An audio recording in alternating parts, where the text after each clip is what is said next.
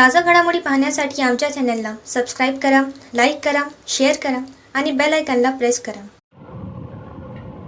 अल्हम्दुलिल्लाहि रब्बिल आलमीन वस्सलातु वस्सलामु अला सय्यिदिल अंबिया'i वल मुरसलीन मुहम्मदिन व अला आलिहि व सहबिहि अजमईन अम्मा बाद. फ़क़द क़ाला नबी सल्लल्लाहु अलैहि वसल्लम अल उलमाउ वरसतुल अंबिया औ कमा क़ाला अलैहि सलातु वस्सलाम. हाज़िरीन गिरामी, हिंदुस्तान के अंदर जो मदारिस इस्लामिया चल रहे हैं, ये हमारा बहुत अजीम सरमाया है. जितनी भी तंजीमें वजूद में आई, जितनी भी तहरीकें वजूद में आई, वो सब इन्हीं मदारिस की देन है. यही मदारिस छोटे से छोटे करिया और देहात में मसाजिद में इमामत के लिए, मुअज्जिनों के लिए, बड़े से बड़े शहर में, यहाँ तक के चाहे वो वाशिंगटन ही क्यों ना हो, वहाँ के लिए मसाजिद में इमामत की पूर्ति करने वाले अगर हैं तो यही मदारिस हैं.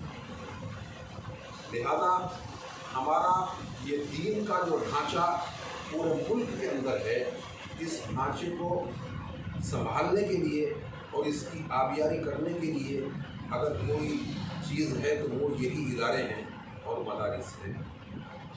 और इन मदारिस के चलाने वाले मुखलिस खुद्दाम जो मदारिस की खिदमत कर रहे हैं, ये निहायत ही काबिल रहम हजरात हैं कि इनके ऊपर ज़्यादा से ज़्यादा अपने माल को, अपनी जान को लगाया जाए और उनकी खिदमत की जाए. मुझे बड़ा अफसोस होता है कि जिस वक्त में लोग ये सवाल करते हैं कि तरावी की उजरत लेना कैसा, लेना चाहिए नहीं लेना चाहिए. एक तालिब इल्म या एक हाफिज साहब सुबह से शाम तक कुरान शरीफ पढ़ रहा है, याद कर रहा है, उसको रात में सुनाने की फ़िक्र है, उसको अपने बच्चों की फ़िक्र नहीं, उसको अपनी बीवी की फ़िक्र नहीं, उसको अपने कारोबार की फ़िक्र नहीं.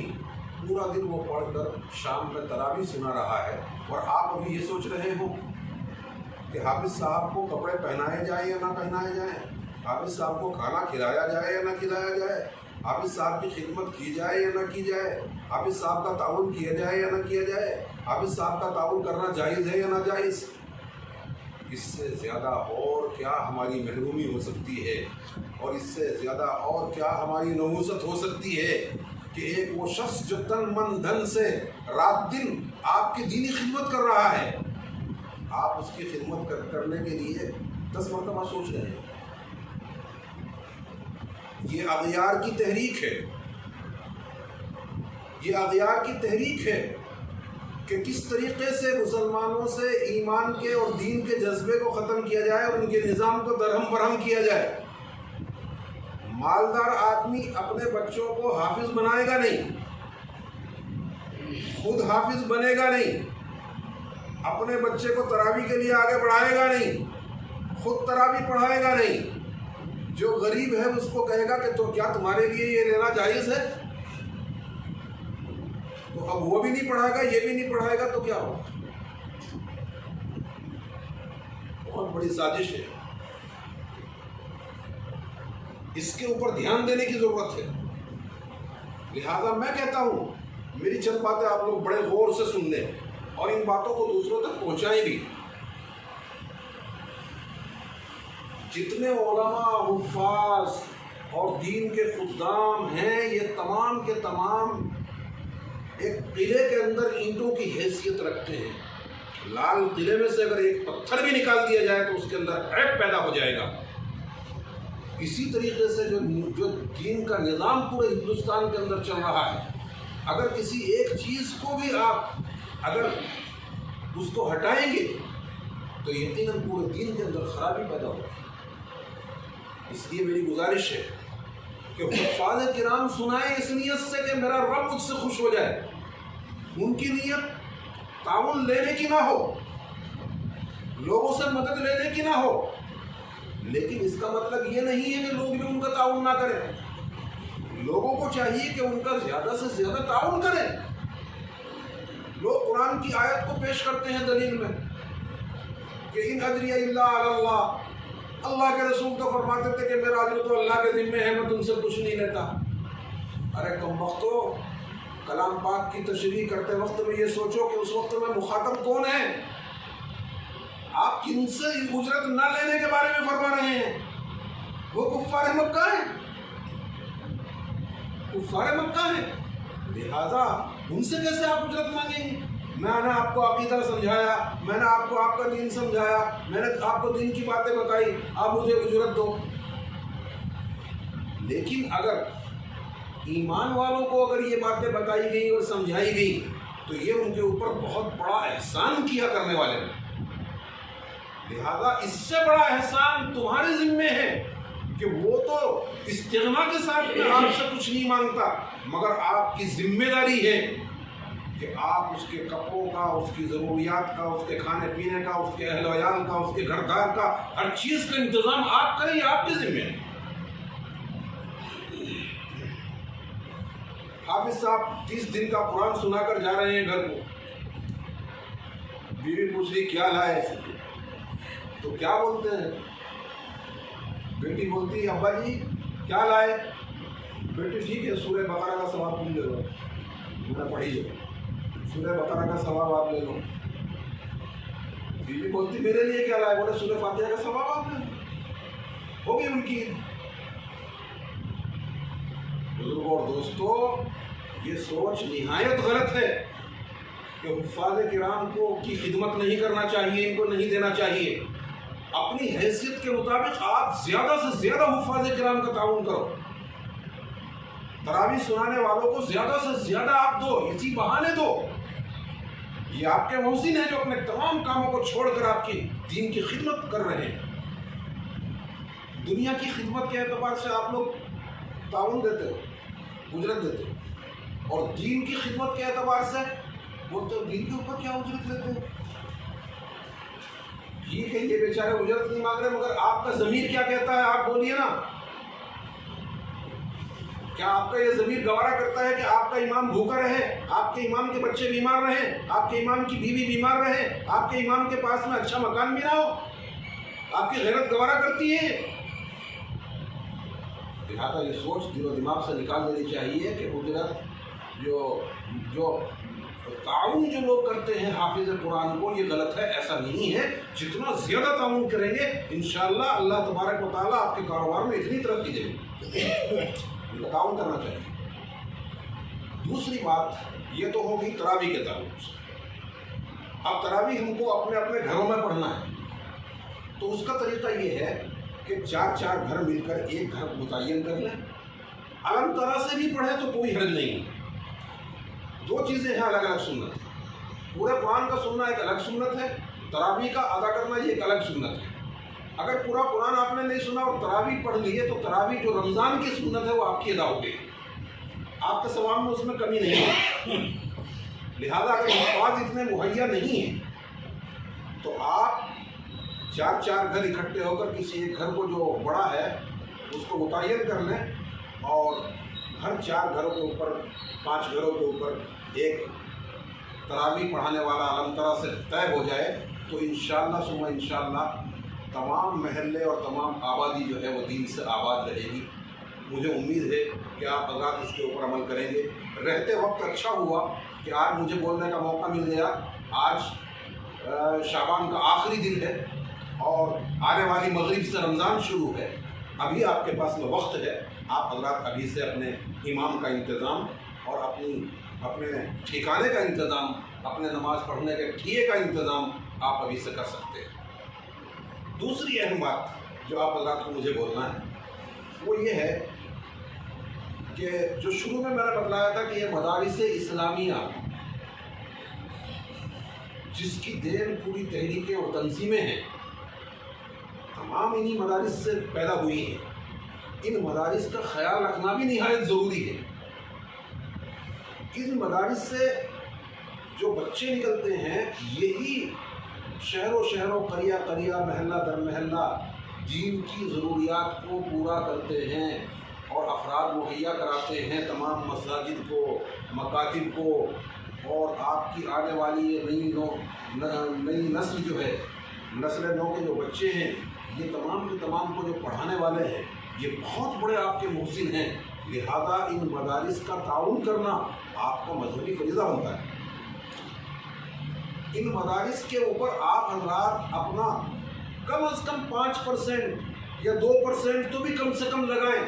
آپ کی تنخواہ 1 لاکھ روپے ہے، اگر آپ ہر مہینے 2000 روپے دیتے جائیں تو کیا بگڑ جائے گا آپ کا؟ لہذا آپ ان مدارس کا بھی خیال رکھیں۔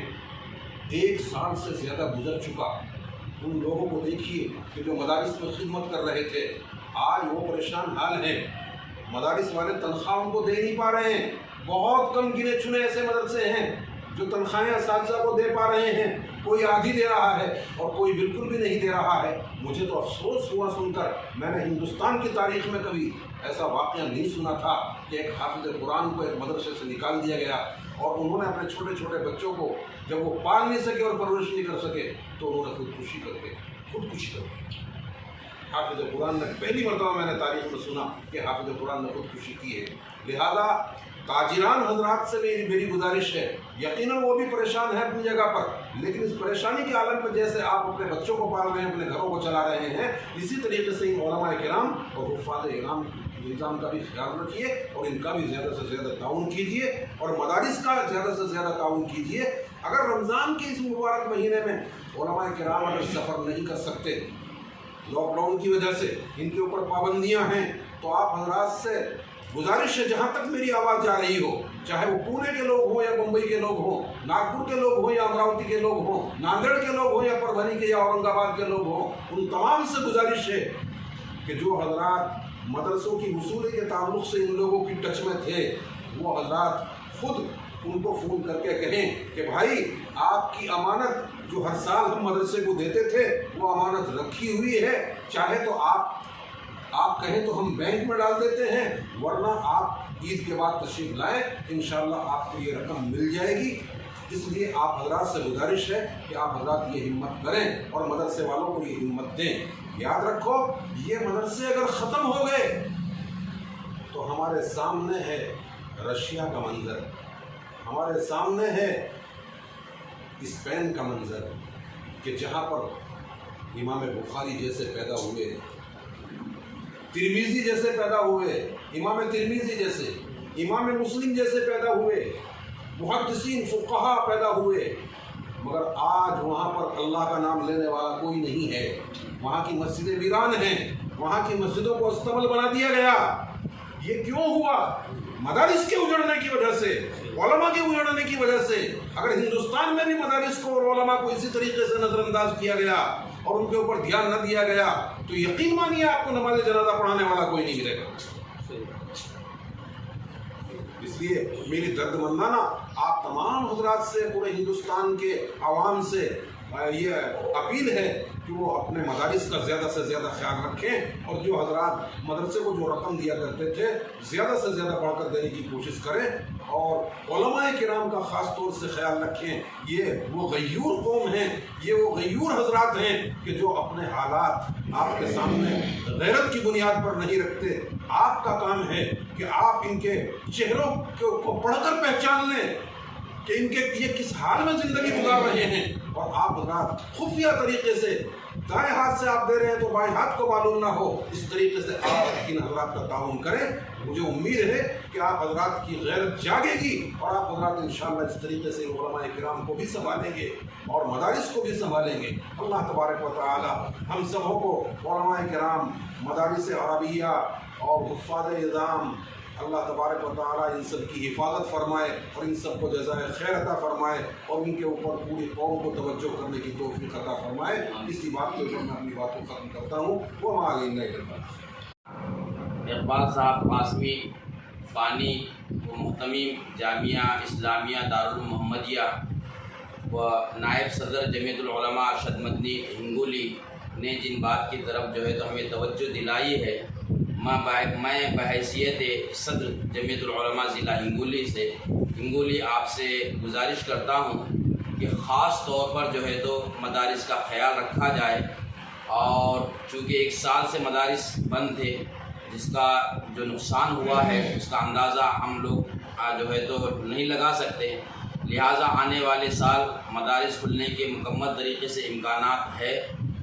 ہم جمعیت العلماء کے اراکین اور ذمہ داران تمام عوام الناس سے گزارش کرتے ہیں کہ سفرا حضرات اگر رمضان المبارک میں آپ کے درمیان میں پہنچے تو آپ بھرپور انداز میں جو ہے تو ان کا تعاون کیجیے۔ لاک ڈاؤن کی وجہ سے اگر کسی وجہ سے جو ہے تو مدارس کے سفرا حضرات یا علماء حضرات نہیں پہنچ سکتے تو آپ ان کی رقم جو ہے تو اٹھا کر رکھیے۔ رمضان کے بعد جیسا ہی جو ہے تو یہ لوگ آپ کے پاس میں پہنچے تو آپ مدارس کا بھرپور انداز میں تعاون کیجیے، کیونکہ مدارس ہی کی وجہ سے جو ہے تو دیگر تنظیمیں ہیں اور وہ کام کر رہی ہے، لہٰذا میں آپ لوگوں سے مؤدبانہ گزارش کرتا ہوں کہ مدارس کا بھرپور انداز میں تعاون کریں، اور جتنی تنظیمیں جو ہے تو میدان میں کام کر رہی ہے وہ تنظیموں کے تعلق سے بھی جو ہے تو ہم ان کا بھی تعاون کریں۔ خاص طور پر جمعیت العلماء ضلع ہنگولی اور جمعیت العلماء مہاراشٹر جو ہے تو قیدیوں کا چھڑانے کے تعلق سے ہر ممکن کوشش کرتے رہتی ہے، اس کی بھی جو ہے تو حضرات اگر آپ کے پاس میں پہنچتے ہیں تو آپ ان کا بھی تعاون کیجیے۔ جزاکم اللہ خیر الجزا۔ بسم اللہ الرحمن الرحیم۔ محترم حضرات، ابھی حضرت مولانا محمد اقبال صاحب قاسمی ناظم و مفتی دارالمحمدیہ اور اسی طریقے سے حضرت مولانا اعجاز خان بیتی صدر جمعیت علماء ہنگولی، ان حضرات نے آپ کے سامنے جو ہے تو وضاحت سے مدارس کی اہمیت کو اور اس کی افادیت کو بیان فرمائی، اور یہ بھی کہا کہ رمضان المبارک میں مدرسوں کے جو سفرا حضرات آپ کی خدمت میں پہنچتے ہیں تو آپ ان کا بھرپور تعاون کیجیے، اور اسی طریقے سے اگر وہ کسی وجہ سے نہیں آ سکتے تو آپ جو ہے تو مدرسے کا پورا ایڈریس لے کر وہاں پر روانہ کیجیے، یا آپ کی خدمت میں جو سفرا حضرات آتے یا علماء کرام آتے ان سے رابطہ کر کے ان کو اپنے پاس بلا کر ضرور اپنی رقومات مدرسے کے لیے ضرور عنایت کریں۔ بعض لوگوں کا کہنا ایسا آ رہا ہے کہ بھائی مدرسے بند ہیں اور ابھی غریب لوگ آپ بہت پریشان ہیں، تو ہم یہ آپ کو نہیں کہہ رہے کہ پوری رقم ہی جو ہے تو مدرسوں کے اوپر آپ عنایت کریں، بلکہ اگر کچھ نہیں دے سکتے تو آدھی رقم غربا مساکین میں تقسیم کریں اور مدرسوں میں جو ہے تو آدھا دیں۔ بہرحال مدرسے کو فراموش نہ کریں۔ اسی بات پر جو ہے میں اپنی بات کو ختم کرتا ہوں۔ میں حاجی محمد نظام الدین ہنگولی، شہری جنرل سیکرٹری ہنگولی، آپ سے مخاطب ہوں۔